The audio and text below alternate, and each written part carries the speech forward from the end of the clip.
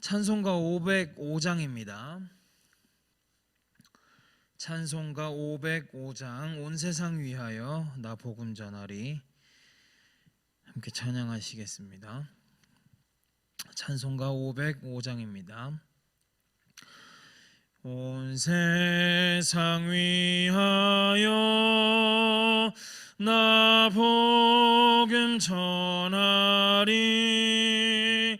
만 백성 모두 나와서 주 말씀 들으라. 죄 중에 빠져서 헤매는 자들아, 주님의 음성 듣고서 너 구원받으라. 전하고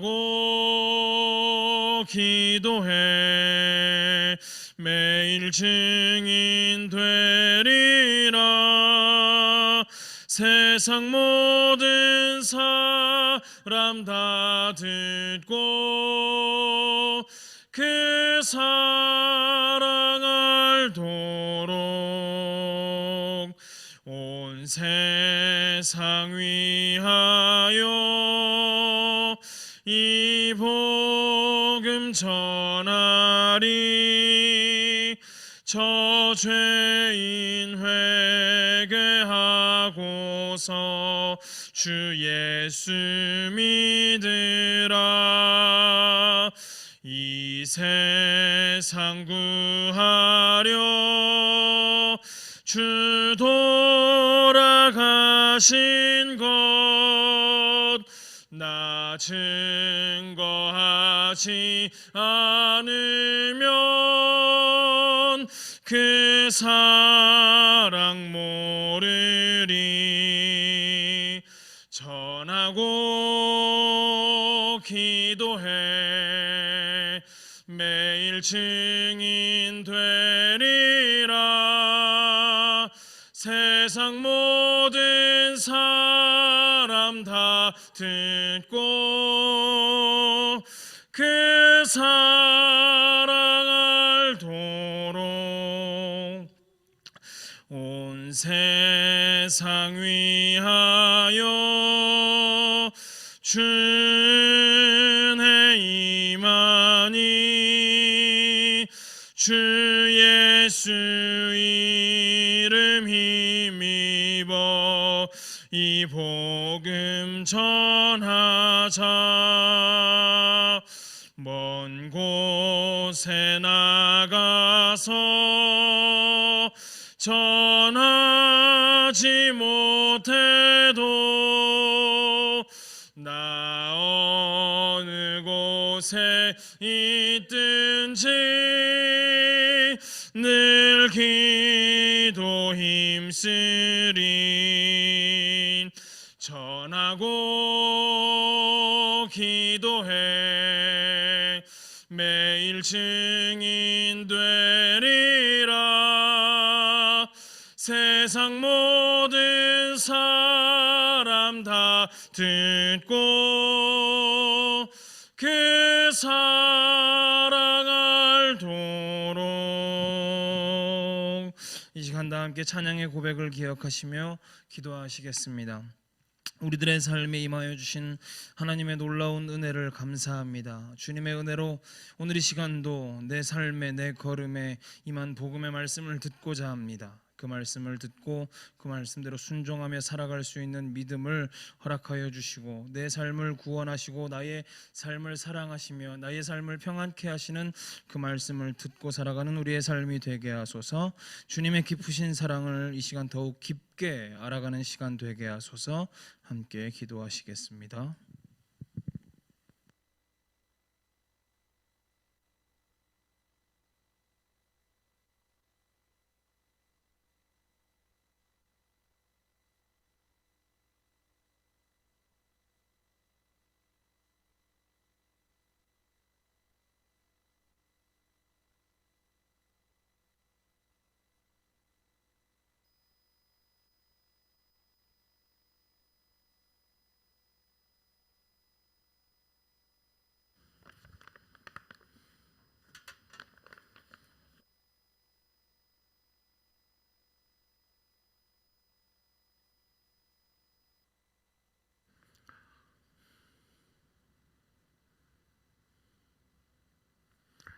우리를 주님의 품 안에 두시고 주님 말씀 안에 두시고 주님 은혜 가운데 두신 것을 감사합니다.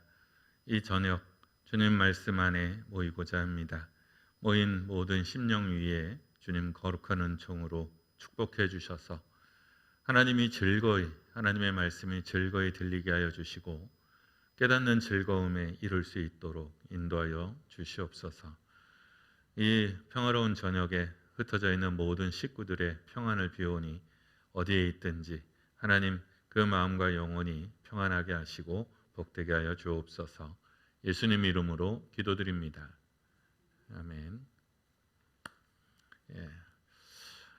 줌으로 오신 분들 확인하죠.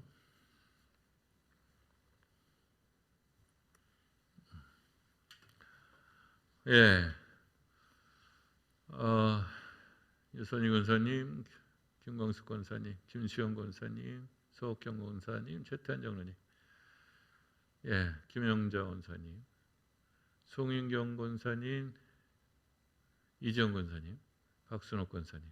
박순옥 권사님 잽싸게 잘 돌아가셨네요. 오영희 집사님, 황혜숙 권사님. 박순옥 권사님 교회 오는 도중에 전철에 4호선 전철이 오작동이 나서 다시 돌아갔다고 그랬는데 되게 빠르게 돌아가셨네.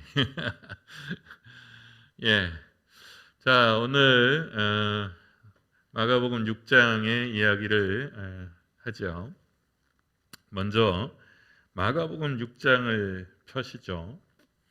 이게 사실 좀 짧습니다. 오늘 마가복음 거는. 자, 마가복음 6장 1절에서 6절까지 교독하겠습니다.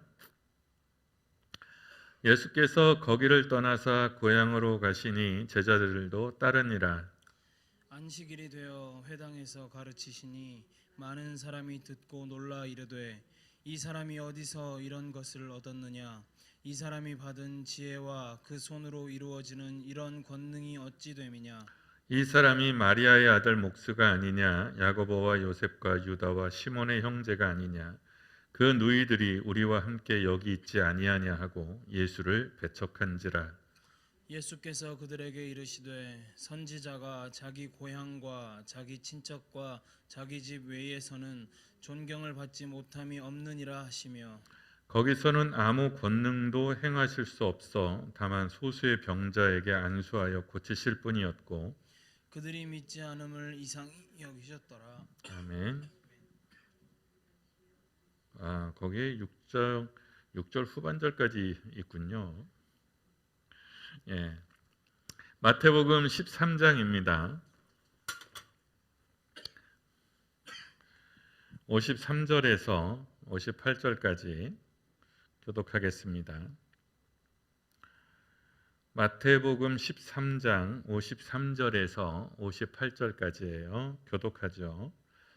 예수께서 이 모든 비유를 마치신 후에 그곳을 떠나서 고향으로 돌아가사 그들의 회당에서 가르치시니 그들이 놀라 이르되 이 사람의 이 지혜와 이런 능력이 어디서 났느냐? 이는 그 목수의 아들이 아니냐? 그 어머니는 마리아, 그 형제들은 야고보, 요셉, 시몬, 유다라 하지 않느냐? 제가 또 잘못 읽었군요. 그 누이들은 다 우리와 함께 있지 아니하냐? 그런즉 이 사람의 이 모든 것이 어디서 났느냐 하고 예수를 배척한지라. 예수께서 그들에게 말씀하시되 선지자가 자기 고향과 자기 집 외에서는 존경을 받지 않음이 없느니라 하시고 다 함께 그들이 믿지 않음으로 말미암아 거기서 많은 능력을 행하지 아니하시니라. 아멘.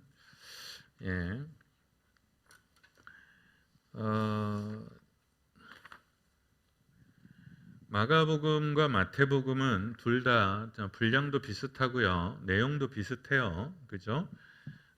누가복음은 뒤에 따로 다뤄야 해요. 자, 마가복음은 지금 6장을 이렇게 보시면 지금 마가복음의 본문의 위치가 어떻게 돼요? 맨 처음에 거라사 이방으로 넘어갔다가 거라사에서 그죠?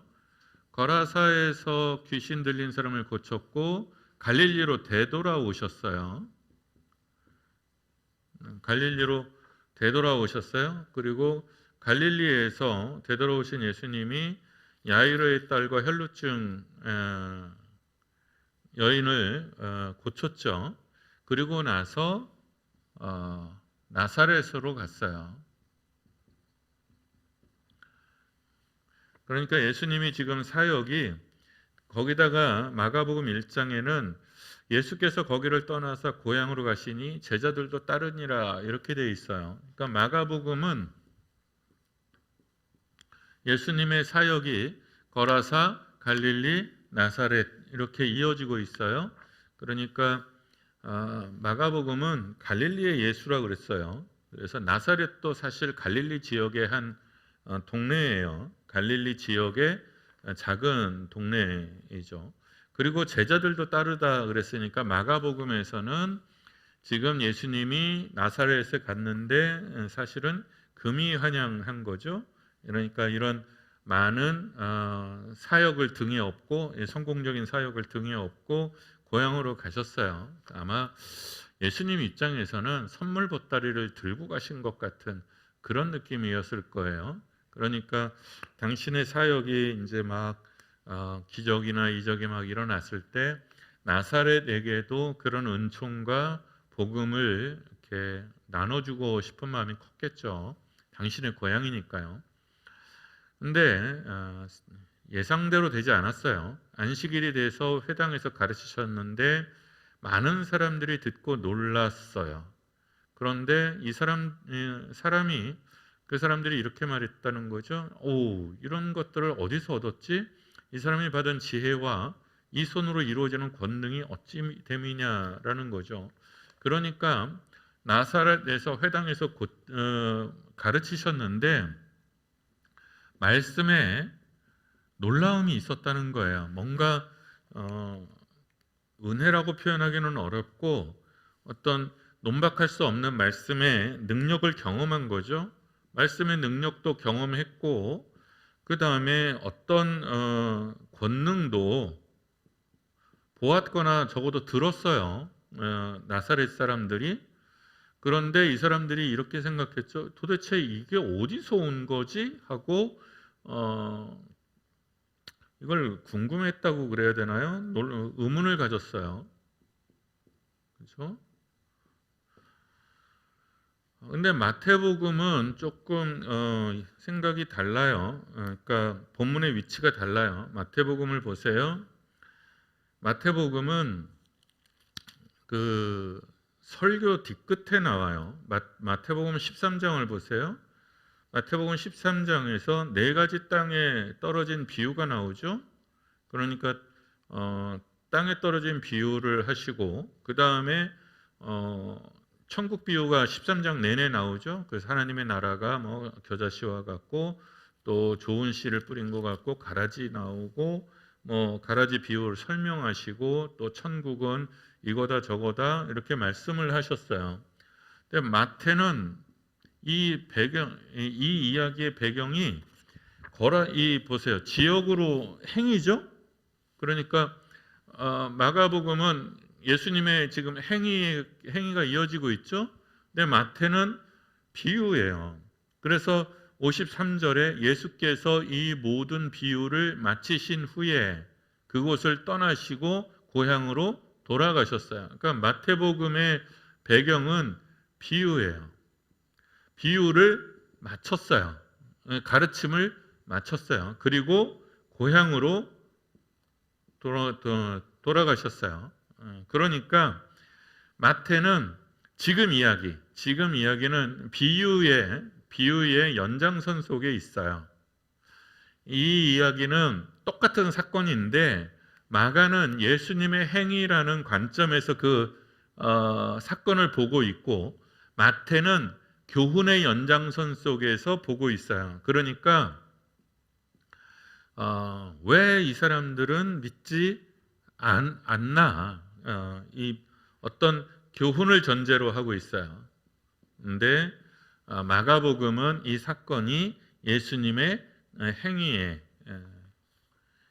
근데 패턴은 똑같아요. 그죠? 예수께서 이 모든 비유를 고향으로 돌아가셔서 회당에서 가르치셨는데 그들이 놀라 이뤘어요. 그리고 여기서도 지혜와 능력이 어디서 났느냐 하고 의문을 가졌다는 거죠. 그 다음에 마가복음은 이 사람이 마리아의 아들 목수가 아니냐 이렇게 돼 있고, 마태복음은 이는 그 목수의 아들이 아니냐 이렇게 돼 있어요. 그러니까 요셉이 목수였다는 거는 뭐 우리가 잘 알죠. 그리고 아마도 예수님도 목수의 아들로 태어나서 장자니까요. 그 아버지의 그 기업을 이어받았던 것 같아요. 마가는 예수님을 목수로 소개하고 있고, 마태는 목수의 아들로 소개하고 있어요. 그러나 그거 외에는 뭐 대동소이해요. 별반 다르지는 않아요. 어차피 목수의 아들은 목수였을 가능성이 크니까요. 어머니는 마리아, 그 형제들은 야고보, 요셉, 시몬, 유다. 야고보와 요셉과 유다와 시몬의 형제가 아니냐. 그러니까 남동생이 적어도 4명이 더 있는 거죠. 그리고 누이들까지 있어요. 여동생도 있는 거죠. 우리와 함께 여기 있지 아니하고 예수를 배척했어요. 그런데 여기서 조금 차이가 나요. 마가는 형제들이 우리와 함께하고 있지 않느냐. 지금 이렇게 보면 우리하고 별반 다르지 않은 가정에 별반 다르지 않은 사람들이 지금 여기 함께 있지 않느냐. 마태도 요거는 똑같아요. 그런데 마태는 여기서 한 걸음 조금 더 나갔어요. 그리고 이 모든 것이 어디서 난 거냐? 갑자기. 이 모든 것이 어디서 난 거냐 하고 의아해 했다는 거예요. 그리고 어떻게 해요? 둘 다 놀라워했지만 배척했어요. 근데 왜 배척했을까요? 여러분, 왜 나사렛 고향 사람들은 예수님을 배척했을까요? 이제 예수님이 이제 여기서 탄식하시죠. 4절, 5절, 6절 마가복음 보면 이게 이제 마태복음부터 보시죠. 마태복음 13장 57절에 보면 예수를 배척한지라 예수님께서 이렇게 말씀하셨다는 거죠. 선지자가 자기 고향과 자기 집 외에서는 존경을 받지 않음이 없느니라 하시고, 이게 이중부정이니까 이걸 이제 직역하다 보니까 이렇게 됐거든요. 근데 이걸 그냥 의역을 하면 선지자는 아무리 훌륭한 선지자라 할지라도 자기 집에서는 존중을 받지 못해. 뭐 그런 거죠. 자기 동네에서는 존중을 받지 못해. 이게 참 희한해요. 이게 이스라엘 아마 속담인가 봐요. 그러니까 마가복음도 이제 그렇게 해석하시면 돼요. 근데 우리나라 속담은 거꾸로예요. 우리나라 속담은 개식기들도 자기 동네에서는 먹고 들어간다 그렇게 표현해요. 그러니까 개들도 멍멍이들도 밖에 나가면 두들겨 맞아도 자기 동네 오면 더 힘을 많이 쓴다. 속담이 그렇거든요. 뭐 비슷한가? 근데 하여간 그런 측면이 있죠. 가령 이렇게 늘 같이 지내던 또는 평범했던, 같이 지내면서 평범했는데 어느 날 갑자기 탁월한 능력과 탁월한 교훈들을 나타내게 되면 놀라워하겠죠. 일단은 놀라워할 거고, 그 다음에 그 사람을 나의 영적인 지도자로 또는 그 말씀을 잘 받아들이겠느냐는 거죠. 그게 아마 사람 심리가 잘 안 되는 것 같아요. 그래서 사람들은 항상 어디서 찾아요? 멀리 찾아요. 먼 데서 찾아요. 진리와 행복과 참된 것과 막 그런 거를 어디 가서 찾아요? 멀리 가서 찾는다니까요. 근데 어쩌면 진리와 참된 것과 정말 귀중한 것은 어디에 있어요? 우리 가까이 있어요. 그러니까 우리 자체가 우리 자체가 하나님의 은총의 통로예요. 근데 사람들은 너무 익숙해지고 너무 길들여지면 그것을 쉽게 생각하는 경향이 있어요. 그러니까 뭐라고 그러죠? 이제 대학교를 들어갔는데 이제 건유는 딴 데 많이 떨어졌어요.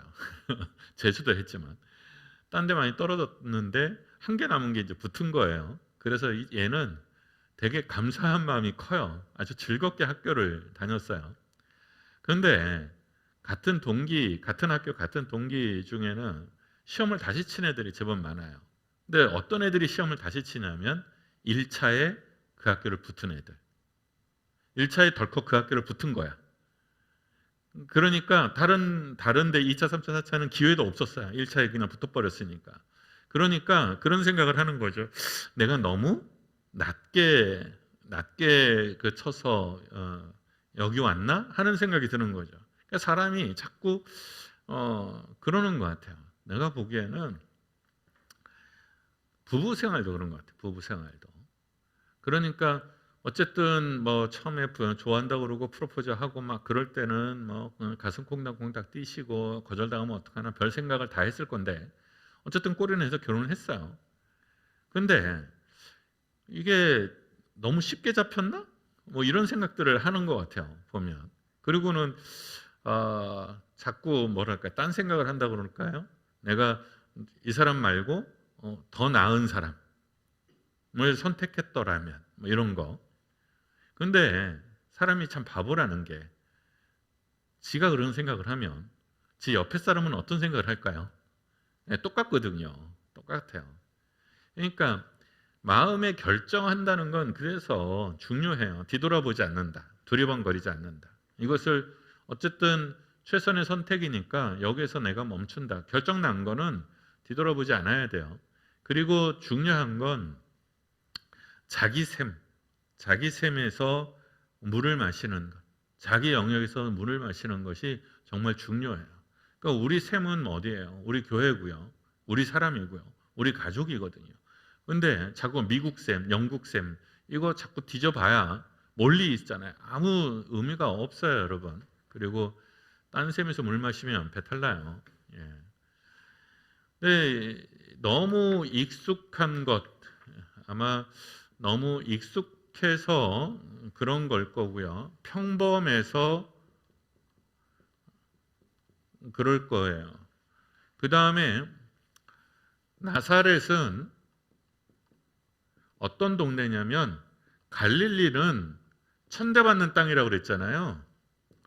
나사렛은 갈릴리에서도 가장 별 볼 일을 없는 동네예요. 어느 정도로 별 볼 일 없냐면 구약에 한 번도 등장하지 않아요.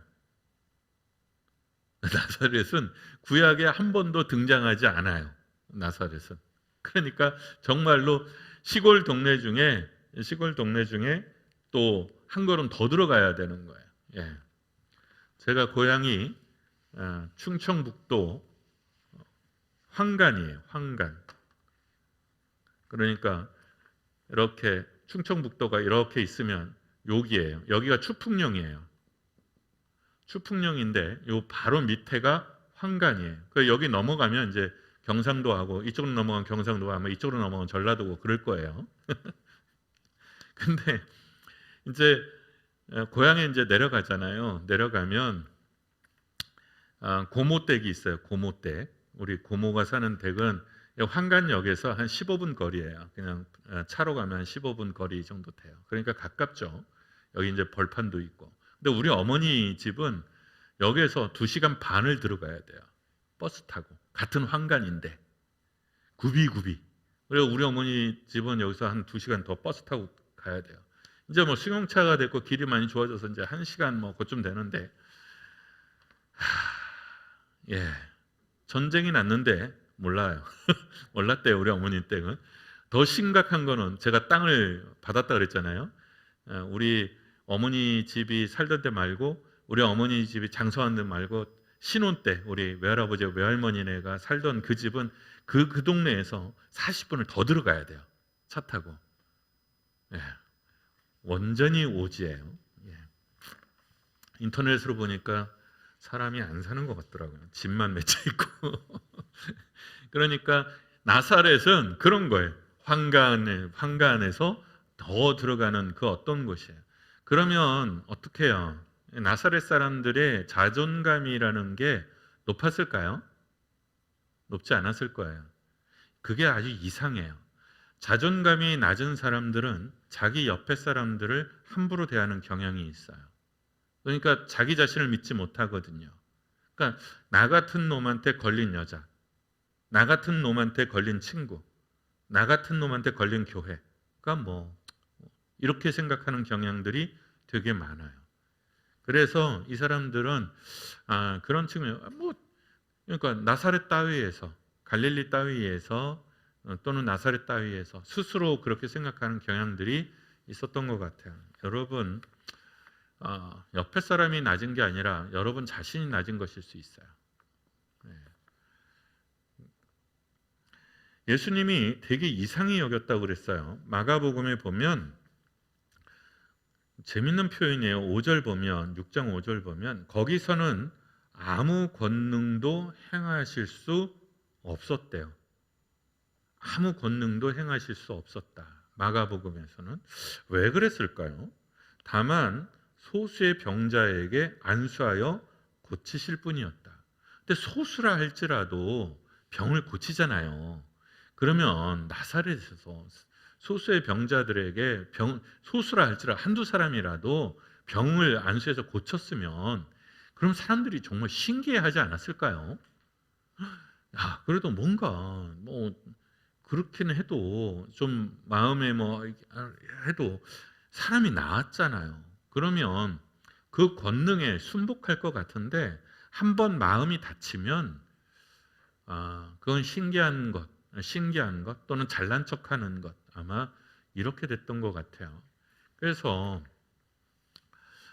마가복음은 어떻게 표현했냐면 아무 권능도 행할 수 없었다.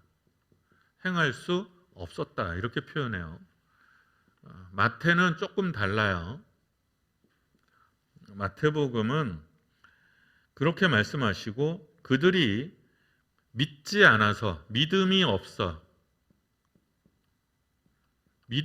마태복음은 딱 이렇게 표현했어요. 믿음이 없어서 어떻게 예수님이 행하지 않았어요. 여기는 못했고 마가복음은 행하지 못했고 권능을 행하지 못했고 마태복음은 안 했어. 할 수 있었는데 안 했어. 표현이 그런 거예요. 근데 똑같은 상황을 보고서 그 예수님에 대한 상황에 대한 해석이 다른 거죠. 마가복음은 그러니까 뭔가 예수님께서 선택의 폭이 기본적으로 좁았다고 본 거고요. 마태는 예수님은 주권자니까. 왜? 마태복음에 의하면 예수님은 왕이기 때문에 뭐든지 하실 수 있어요. 당신이 뭐든지 원하면 하실 수 있어. 그런데 하지 않았어요. 하지 않은 이유가 뭐냐면 믿음이 없어서야.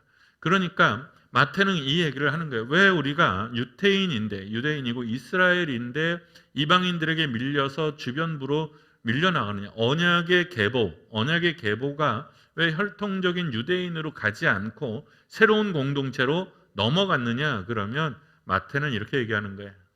믿음이 없어서. 그러니까 이 이야기를 통해서 마태는 이중적인 메시지를 전해주는 거죠. 마가복음은 하나님의 나라의 역사, 그것이 역시 같은 믿음이에요. 그런데 마가복음은 이렇게 표현해요. 믿지 않음을 이상히 여기셨더라. 이상히 여겼어요. 기이 여기셨어요. 신기하게 생각하셨어요. 그러니까 이해하지 못하셨다는 뜻이에요. 예수님, 얘들이 왜 그러지? 그러니까 예수님도 갈릴리 나사렛 사람들의 행태에 되게 이상하게 생각하셨다는 거예요. 예수님이 이상하게 생각하셨다는 게 여기 또 나오고 또 하나 나오죠. 그 백부장의 믿음을 보고 예수님이 기이 여기셨다. 참 신기하게 여기셨다. 이렇게 표현하죠. 그러니까 우리는 그리스도 예수님은 능력이 많으시고 하나님의 아들이고 뭐 그러니까 다 아시고 뭐 전지전능하시고 막 이렇게 생각하는데 인간으로서 예수도 예수님은 저는 그렇게 봐요. 뭐 교리적으로는 어떤지 모르지만 사역을 시작하시면서도 예수님도 성장해 가시고 이해 못하는 이상히 여기고 이해 못하는 것도 보시고 그리고 그것도 이해해 가시고 뭐 그런 거라고 봐요. 예수님도 저는 성장해 이렇게 완전체로서 사역을 시작한 게 아니라 예수님도 사역을 하시면서 더 완전해져 가고 더 성숙해져 가고 아름다워져 갔다고 봐요. 저는 그렇게 보는데 이건 교리적으로는 약간 문제 제기를 하면 문제가 될 수는 있어요. 근데 뭐 이런 것까지 예. 밖에서 인정받는 선지자라도 고향에서는 대우받지 못한다. 예, 그럴 수 있어요. 이게 안 되는 교회, 안 되는 공동체가 그래요. 안 되는 공동체가. 가끔 제가 이제 예를 드는데 그 제주 영락교회 제주도 있을 때 거기 이제 장로님 한 분이 그 이제 가난하신 분이었어요. 장로님이신데 가난한 분이셨고 직업이 아마 경비원 그 관리하시는 분이었을 거예요. 그러니까 이제 경제적으로도 가난하죠. 경제적으로도 가난하고 그래서 자녀들을 이렇게 돈을 많이 들여서 가르칠 수가 없었고요. 또 가난하니까 자녀들이 착해서 알아서 그 실업계를 이제 간 거죠. 그러니까 대부분 이제 고등학교 졸업하고 바로 취직을 하고 그 다음에 이제 취직을 한 상태에서 뭐 자기들이 이제 돈을 벌면서 기술학교나 전문대나 이런 데에서 졸업해서 했던 것 같아요. 근데 이분은 우리 사회는 되게 뭐라 그래요? 경제력 또는 배운 거 이걸로 사람을 되게 높이 평가하고 이렇게 낮추겨 보기도 하잖아요. 근데 이분은 뭐 바깥에서 그렇게 대우받는 분은 아니었어요. 그런데 이분은 가정에 가면 정말 존경받는 아버지고 존경받는 남편이었어요. 그 집에 가면 진짜 그분은 어른이에요. 어른으로서 그러니까 어느 집에 가든지 목사님한테 제가 있을 때 남편에 대해서 험담을 하지 않은 그 부인 사실 몇 명 없거든요. 몇 명 없어요. 다 불평이 있고 뭐 내가 이 남자 만나서 목사님이 참 고생했어요. 뭐 주로 이런 얘기를 하지. 내가 이 남자 만나서 행복해요. 뭐 이 남자 만나서 뭐 그런 얘기는 뭐 잘 못 들은 것 같아요. 근데 이 집은 안 그래요. 이 집에 가면 정말 그 권사님도 깍듯하게 하고 이분이 또 무섭거나 그런 분도 아니에요. 진짜 매가리가 한 개도 없어. 교회 오면 늘 그 청소하시고 처음에 저는 관리 집사님인 줄 알았어요. 근데 관리 집사님이 유급 관리 집사님이 있는데 그분보다 사실 청소량이 더 많은 것처럼 보여져요. 그런데 자녀들도 정말 그 아버지한테 굉장히 깍듯하게 하고 며느리들도 그렇게 잘해요. 그 집에 가면 온기가 그래서 야 여기가 정말 행복한 공동체구나. 정말 신앙적인 가정이구나. 이렇게 집에서 신방하고 그러면 부자 장로님들 많거든요. 몇십억, 몇백억 부자님도 있어요. 군수 출신도 있고 그 도지사도 있고 있는데 뭐 부자기는 하지만 집에 가면 추워요. 일단 집이 추워. 집이 큰데 내외만 있어. 애들이 미국 가서 안 와. 그 내외가 거기 있어요. 그리고 집을 왜 그렇게 졌는지 모르겠는데 바닥이 돌바닥이야. 근데 난방을 안 해. 몇십억 부자인데 나만 오돌오돌 떨어요. 예, 그분들은 또 추위에 되게 강하시더라고요, 은근히. 그러니까 저는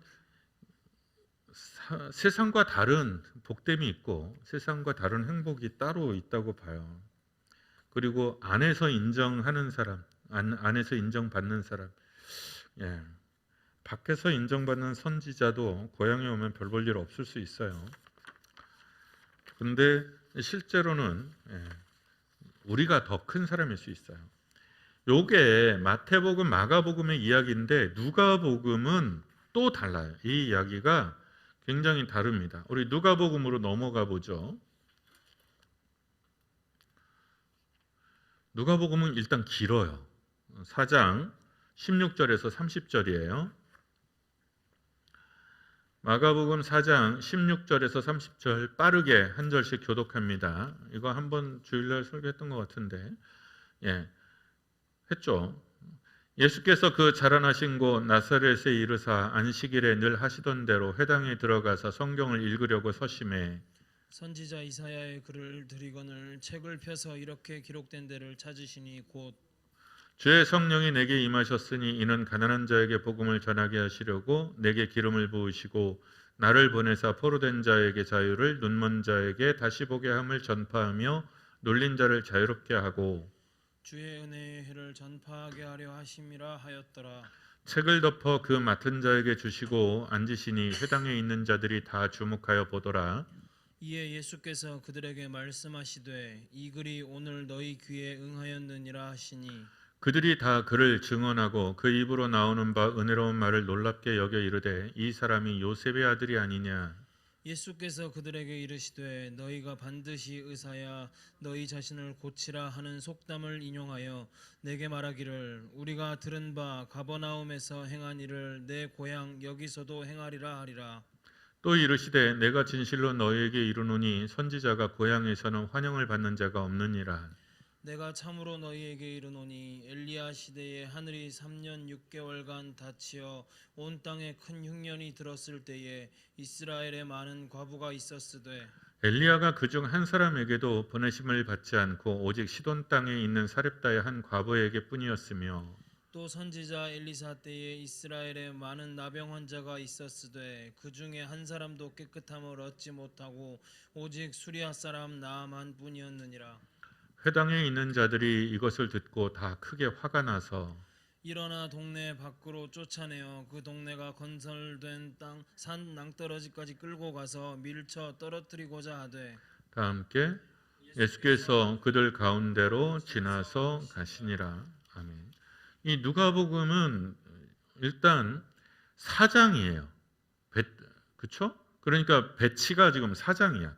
마태복음은 13장이에요. 그러니까 산상수훈 있고 막 병자 뭐 이런 병자 저런 병자 다 고치고 나서 지금 이야기가 있어요. 그런데 누가복음 4장은 시험을 받으셨어요. 그러니까 누가복음에서는 4장에 보면 광야에 시험이 있었어요. 광야에 시험이 있었고 그 다음에 갈릴리로 돌아오셨죠. 갈릴리로 돌아왔어요. 이 이야기는 뭐 다른데 마태도 마가도 다 있어요. 그런데 누가복음은 갈릴리에서 돌아오셔서 각색 병을 고쳤다라고만 기록하고 있어요. 그러니까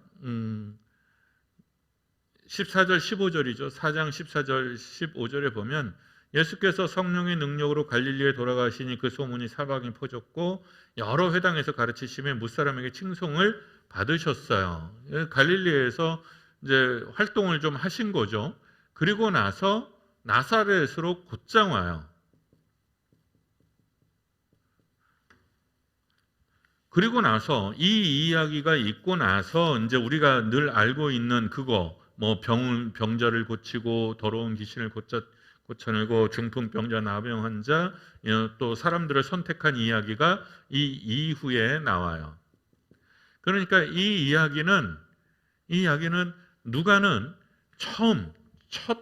모든 사건의 첫 시초로 보고 있는 거죠. 그러니까 이 사건은 갈릴리 이야기의 첫 머리예요.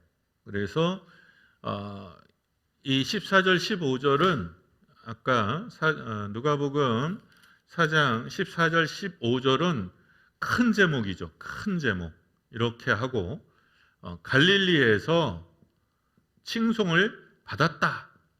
그 다음에 이렇게 작은 일, 작은 이, 작은 삶 그랬을 때 작은 일에서 나사렛 얘기가 끼어 있는 거예요. 그런데 나사렛 얘기가 끼어 있는데 예수님의 사역의 성격, 이제 앞으로 펼쳐질 예수님 사역의 성격을 누가는 이 사건을 통해서 설명하고 있는 거죠. 그랬을 때 마태복음도 아니고 누가복음이 어떻게 해요? 예수님께서 이렇게 표현하는 거죠. 예수께서 자라나신 곳 나사렛에 이르사 안식일에 늘 하시던 대로 회당에 들어가서 성경을 읽으려고 서셨다. 그러니까 갈릴리에서 회당에 가서 이렇게 하신 것처럼 그렇게 하셨다는 거죠. 그런데 표현이 보면 예수님이 늘 뭔가를 당연히 이렇게 해온 것처럼 평범하게 표현되어 있죠. 그리고 예수님이 회당에 이렇게 들어가서 성경을 읽으려고 섰어요. 강단에 섰더니 회당에 그 성경 맡은 사람이 이사야의 책을 갖다 줬다고 하는 거죠.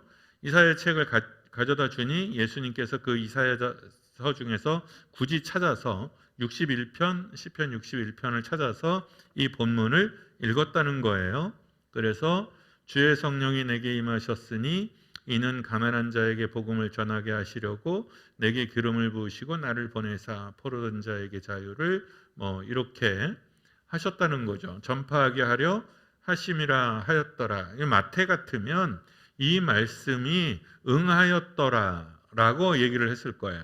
그런데 누가는 뭐라고 그러냐면 예수님께서 친히 이 말씀이 너희들에게 응했다, 이루어졌다라는 뜻이거든요. 이게 이루어졌다. 이 말씀이 응했다라는 말은 이루어졌다, 이제 성취됐다 그런 뜻이에요. 예수님이 하신 거죠. 그러니까 이제부터 내가 하는 모든 사역은 어떤 거다? 가난한 자에게 복음을 전하는 것이고, 그리고 기름을 붓는 것이고, 포로된 자에게 자유를 주는 것이고, 눈먼 자에게 다시 보게 하는 것을 전파하는 것이다. 눌린 자를 자유케 하는 거다. 이제부터 내 사역은 이렇게 할 거고 이게 내 안에서 이루어질 것이다 라고 말씀하시는 거예요. 그러니까 누가복음에 있어서 예수 그리스도가 가져온 복음, 누가복음에 있어서 예수 그리스도가 가져온 복음의 가장 선명한 성격이 바로 이 말씀이에요. 이사야서 61편. 그 말은 주의 성령이 내게 임했다. 그러니까 누가복음은 여러 가지 강조점이 있는데 기도에 대한 강조점이 있고 성령에 대한 강조점이 있다고 그랬어요. 왜냐하면 누가복음이 뭘로 이어져요? 사도행전으로 이어지잖아요. 사도행전이 뭘로 시작해요? 사실상 기도와 성령으로 시작을 하죠. 그래서 사도행전이 성령의 그 확산이 일어나죠. 그 다음에 선교죠. 이 기도와 성령은 결국 선교로 이어져요. 땅끝까지 이어지는 선교로 이어지고요. 그 다음에 누가복음은 이방인의 복음이기 때문에 사람들에 대한 관심이 마태나 마가에 비해서 다르다고 그랬죠. 그래서 누가는 이방인에 대한 관심, 여자에 대한 관심, 죄인에 대한 관심이 다른 복음서에 비해서 훨씬 크다. 그리고 특히 여자에 대한 강조는 누가복음의 아주 독특한 거다. 그래서 누가복음에는 여자의 이름들이 자주 등장하고 또 예수님을 섬긴 여자들의 이야기도 나오고 구원받은 여자들의 이야기도 누가에서는 가장 많이 등장해요. 그랬을 때 이 모든 것, 성령이 선교도 다 이런 사람들을 어떻게 해요? 자유케 하고 해방시켜요. 풀어준다는 거죠. 풀어줘요. 풀어줘요. 지금도 그런 표현을 많이 쓰는지 모르는데 우리 때는 고등부 때, 청년부 때 눌린다라는 표현을 많이 썼거든요. 눌린다. 마음이 너무 눌려서요. 또는 영적으로 좀 눌려 있었던 것 같아요. 이런 표현들을 많이 썼거든요. 언젠가부터 안 쓰게 됐어요. 근데 그걸 어떻게 해요? 풀어주는 거예요. 주님은 우리를 풀어주시는 분이에요. 풀어서 다니게 하라. 주님의 명령이죠. 책을 덮어 그 맡은 자에게 주시고 그 다음에 오늘 너희 귀에 응하였느니라. 너희 귀에 응하였느니라. 이게 이루어졌다 그런 뜻이죠. 그리고 이사야서 61장 그거는 이 유대인들은 종말에 대한 기대가 깃든 그런 말씀이에요.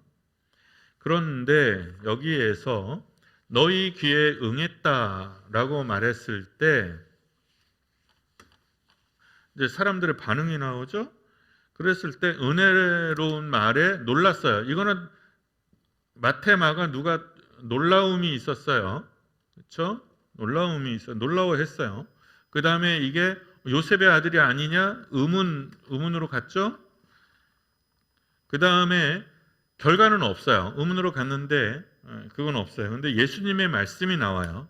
이거 마태하고 마가에는 없죠. 예수님이 뭐라고 말씀하셨냐면 의사야 너 자신을 먼저 고쳐라. 너 의사야? 야, 네 몸을 봐라. 그런 뜻이에요. 의사야 너 자신을 고쳐라. 이거는 이제 조롱하는 말이잖아요. 그러니까 야, 널 보니 뭐 안 되겠다. 뭐 이런 말이에요. 내가 너 고쳐줄게. 너나 먼저 고쳐라. 뭐 그런 거예요.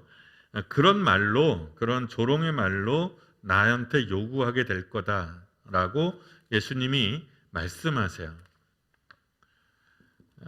마지막 어떤 결단의 순간에 내가 너희를 구원하마. 그러면 사람들이 야 너부터 구원해. 뭐 이런 거죠. 내가 너 좀 씻어줄게. 그랬더니 야 너부터 씻어라. 너 네 몸이 그 모양인데. 뭐 이런 말이에요. 그랬을 때 이게 뭐예요? 너희들이 나한테 그렇게 할 거다. 이건 선지자죠. 선지자의 운명이에요. 숙명 같은 거죠. 예수님이 보시는 선지자의 운명 같은 거예요. 그리고 나서 하지 않아도 될 것 같은 말씀을 하셔요. 25절부터 27절까지 내가 참으로 너에게 이르노니 엘리야 시대에 3년 6개월간 가뭄이 있었는데 그때 구원받은 과부는 한 명이었다. 사렙다 과부.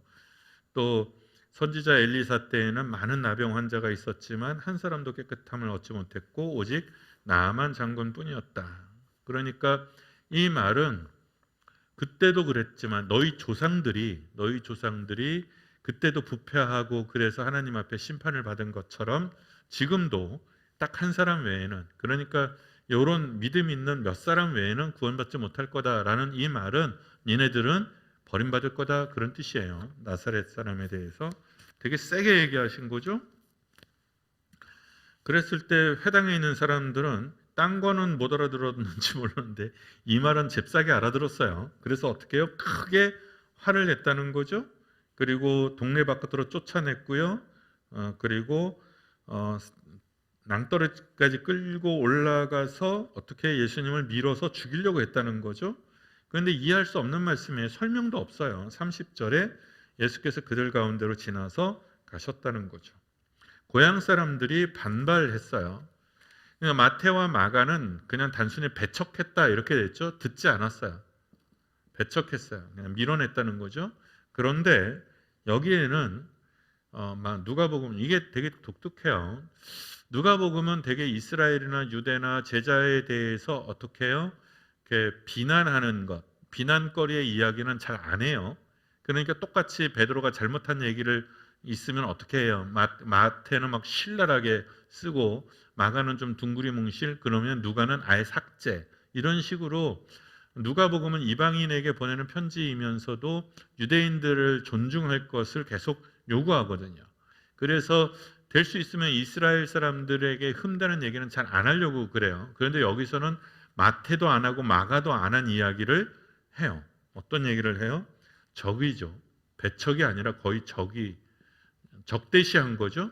적의를 가졌어요. 그 다음에 어떻게 해요? 사리를 가졌어요. 예수님께서 마태복음에서 뭐라고 말씀하세요? 미워하는 자마다 다 살인하는 자다 이렇게 표현하잖아요. 적의를 가져요. 저놈은 나의 적이야 라는 적개심을 가졌어요. 그랬더니 적개심이 어떻게 진화해요? 실제로 죽이려는 의도를 가지고 예수님을 죽이려고 했어요. 저기가 살이로 바뀌었어요. 그런데 재밌는 표현이에요. 주님이 그들 가운데로 지나서 그냥 가셨다는 거예요. 그러니까 이게 무슨 말인지 알 수가 없어요.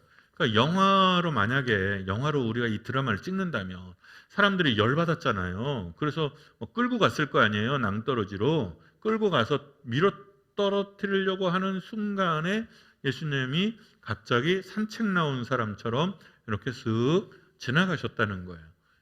이걸 어떻게 묘사하죠? 그러니까 어떤 기적이 있었기는 한데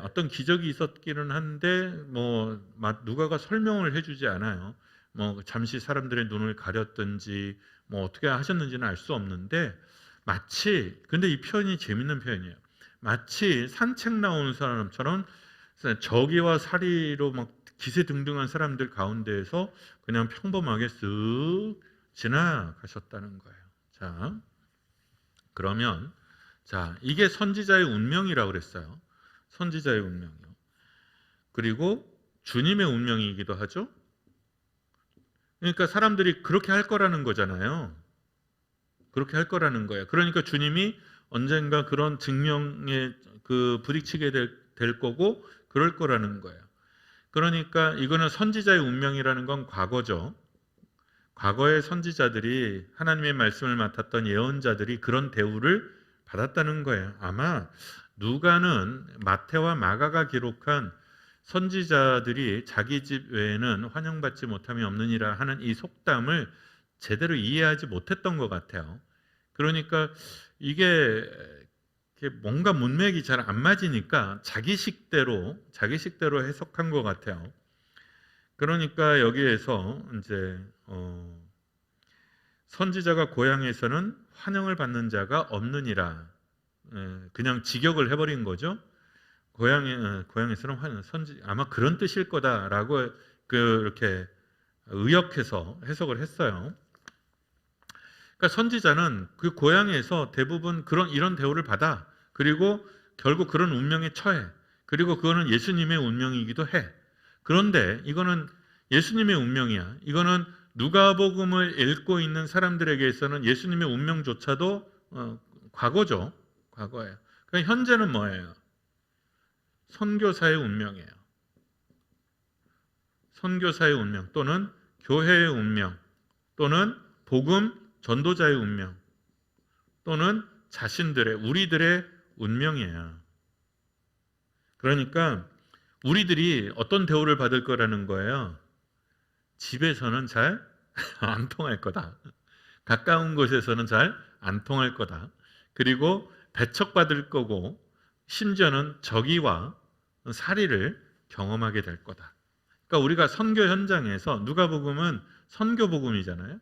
우리가 선교복음에서 선교 현장에 갔을 때 이런 적이와 살이 가운데 우리가 놓여질 수 있다는 거예요. 그게 예수님의 운명이죠. 그런데 예수님이 어떻게 해요? 상관하지 않고 어떻게 해요? 쓱 지나가셨다는 거예요. 쓱 지나가셨다는 거죠. 그러니까 우리가 어떻게 해요? 적이가 있고 배척이 있고 살이가 있다 할지라도 우리의 삶의 현장에서 그런다 할지라도 그런 운명에 놓여진다 할지라도 우리는 어떻게 해야 돼요? 쓱 상관없이 지나가야 된다는 거죠. 이게 누가가 가지고 있는 사도의 운명이기도 하죠. 주님이 지나서 그냥 가셨어요. 상관치 않고 소명대로 사셨어요. 그러니까 이런 것을 다 알아. 저기가 사리로 바뀔 거라는 것을 알죠. 그런데 어떻게 해요? 예수님께서 그냥 지나가요. 지나갔다는 건 뭐냐면 당신이 해야 되는 일들을 했다는 거예요. 그래서 어떻게 해요? 그 다음부터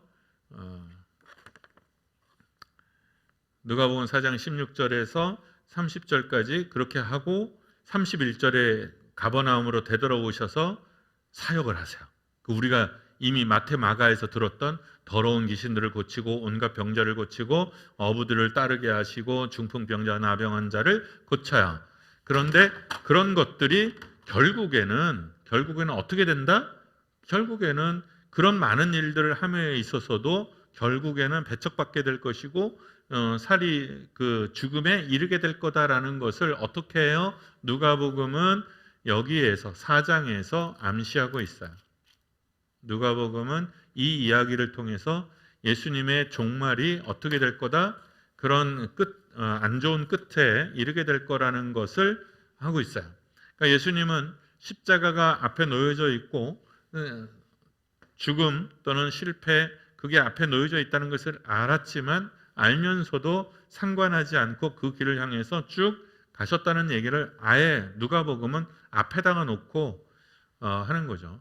이걸 수미상관식이라고 그러나요?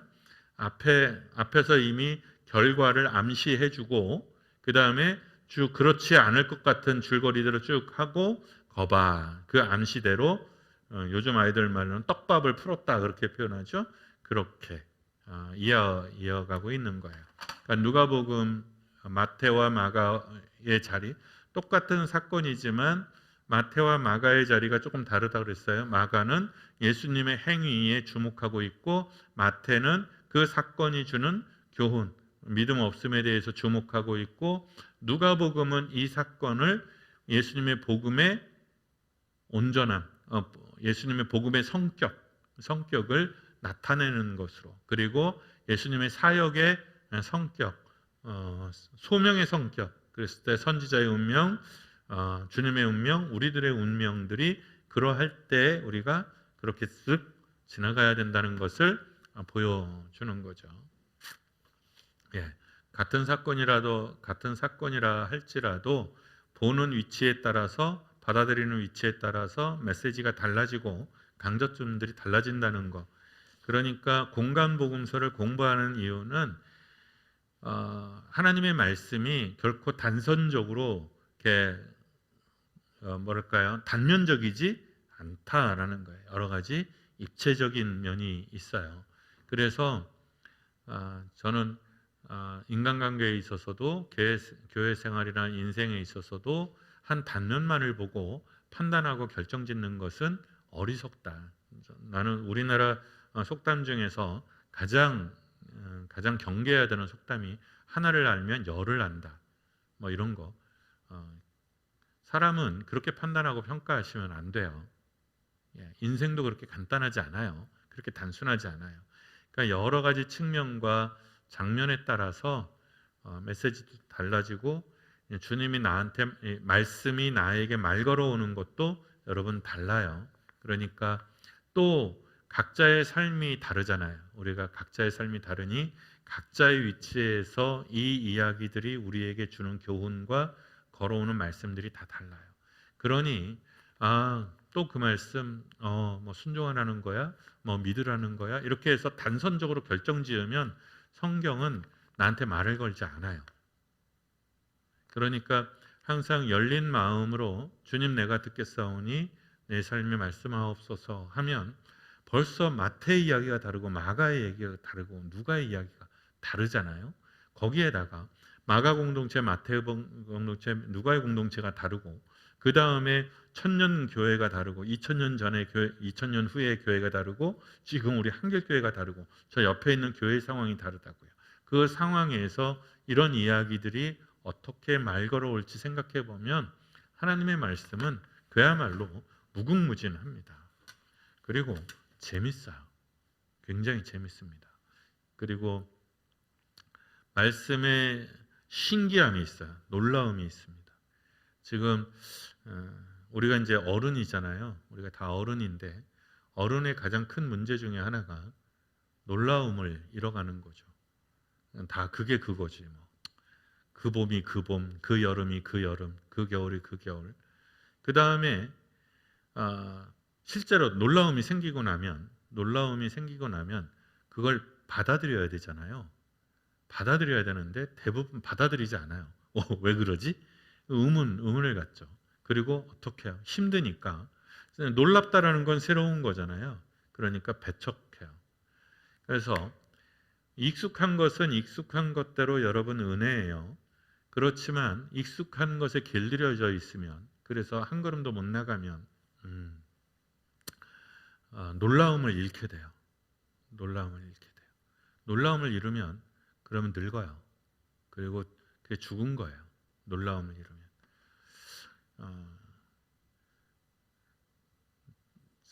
우리는 그 입맛이 까다롭잖아요. 한국 사람들은 입맛이 좀 폐쇄적이죠. 그래서 우리 음식에 대한 그 자부심이 너무 세서 그런지, 아니면 우리 음식이 너무 길들여져서 그런지 굉장히 폐쇄적이에요. 근데 서양 사람들을 이렇게 보면 그 사람들은 기본적으로 싱겁게 먹어서 그런지 모르지만 새로운 음식에 대한 그 열린 마음이 있어요. 그래서 여행을 가거나 그러면 항상 이렇게 도전해보고, 그리고 맛을 보고, 그리고 분석하고, 그리고 좋아하고 뭐 그러는 것 같더라고요.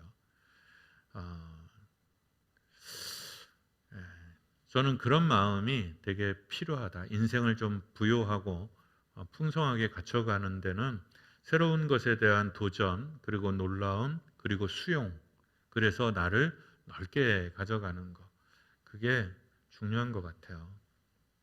그냥 지나가는 심상함도 필요하고요. 오늘은 여기까지예요. 오늘 제목에 보면 예수님의 중기사역, 나사렛에 가신 예수님 이렇게 돼 있어요. 근데 마태복음과 마가복음은 이 갈릴리아 이야기가 사실상 예수님의 중기사역을 마무리 짓는 이야기로 나와요. 그런데 누가복음만 초기 사역의 출발점으로 시작을 하죠. 그게 좀 다르다는 거예요. 요거 지금 우리가 공부하는 거는 마가복음을 중심으로 해서 보기 때문에 제목을 이렇게 잡은 거예요. 자, 줌으로 오신 분들 얼굴 봅니다.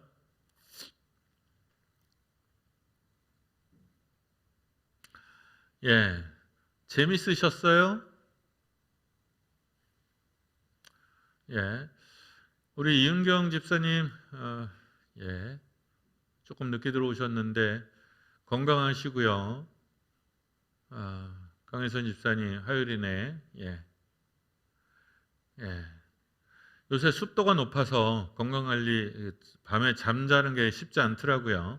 여러분 어르신들 건강관리 잘 하시고 편안히 잘 드시고 잘 주무실 수 있기를 바랍니다. 오유미 집사님, 우리 또 성인경 권사님, 황희숙 권사님, 기도하겠습니다. 매일매일 하루하루 우리의 마음과 영혼이 새로워져 갈 수 있기를 원합니다. 우리가 오랫동안 주님을 섬겼고 교회에서 주님의 말씀을 듣고 배웠습니다. 그래서 하나님의 말씀이 심상이 흔하게 느껴질 수도 있는데 주님 놀라움이 회복될 수 있게 해주시고 매일매일 새롭게 주님의 말씀이 깨달아져서 주님께 더 가까이 가는 우리가 될 수 있기를 원합니다. 주님 일깨워 주옵소서. 주님의 교회 사랑하는 이들의 마음과 영혼을 평안하게 하시고 강건하게 하여 주옵소서. 예수님 이름으로 기도드립니다. 아멘. 수고하셨습니다.